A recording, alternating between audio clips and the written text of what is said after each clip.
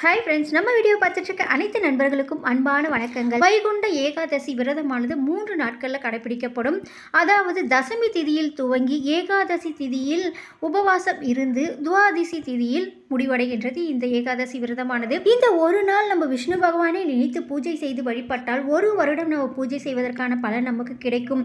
சொர்க்கவாசல் திறக்கக்கூடிய இந்த நாளில், தேவர்களுக்கு முக்தி அளிக்கப்பட்ட இந்த நாளில் நம்ம விரதம் இருந்து வழிபட்டால் நம் நினைத்தது நடக்கும், நமக்கும் முக்தி கிடைக்கும் அப்படின்னு சொல்லுவாங்க. ஸோ அடுத்த பிறவியே இல்லாத வரம் நமக்கு கிடைக்கும் அப்படின்னு சொல்லுவாங்க. இந்த விரத முறையை நம்ம எப்படி கடைபிடிக்கலாம்னா, நீங்கள் 9ஆம் தேதி தான் இந்த வருடம் 2025 ஜனவரி 9ஆம் தேதி நீங்கள் பகல் பொழுதோடு இந்த உணவெல்லாம் நீங்கள் முடிச்சுக்கலாம்.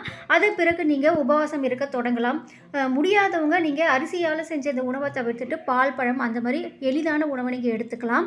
ஜனவரி 10ஆம் தேதி அதிகாலை 4 மணிக்கு விஷ்ணு பகவானுடைய ஆலயங்களில் சொர்க்கவாசல் திறப்பு விழா நடைபெறும். அந்த சொர்க்கவாசல் திறப்பு விழாவில் நீங்கள் கலந்து கொண்டு விஷ்ணு பகவானை தரிசித்த பிறகு நீங்கள் தூங்காமல் இருக்கணும், உணவு எடுத்துக்க கொள்ளக்கூடாது. ஸோ முன்னாடி சொன்ன மாதிரி தான், நம்மளால் சில பேருக்குலாம் உடம்பு ஒத்துழைக்காது அப்படின்னு நினைக்கிறவங்களாம் எளிமையான நீங்கள் உணவை எடுத்துக்கிட்டு இந்த விரதத்தை நீங்கள் துவங்கலாம். ஜனவரி 10ஆம் தேதி இரவு தான் நீங்கள் கண் விழிக்க வேண்டும். 11ஆம் தேதி அதிகாலையில் நீங்கள் இந்த விரதத்தை முடித்து கொள்ளலாம்.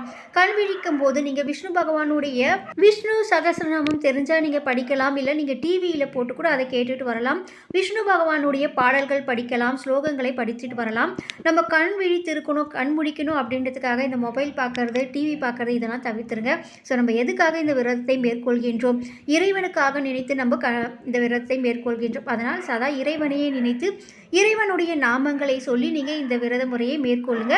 அதை தவிர்த்துட்டு தேவையில்லாத விஷயங்களில் நீங்கள் கண் விழிக்க வேண்டும் அப்படின்றதுக்காக அதில் நீங்கள் உங்களை ஈடுபடுத்தி கொள்ளாதீங்க. ஸோ இறைவனை நினைத்து இந்த விரதத்தை மேற்கொள்ளுங்க. கண்டிப்பாக நமக்கும் முக்தி கிடைக்கும்.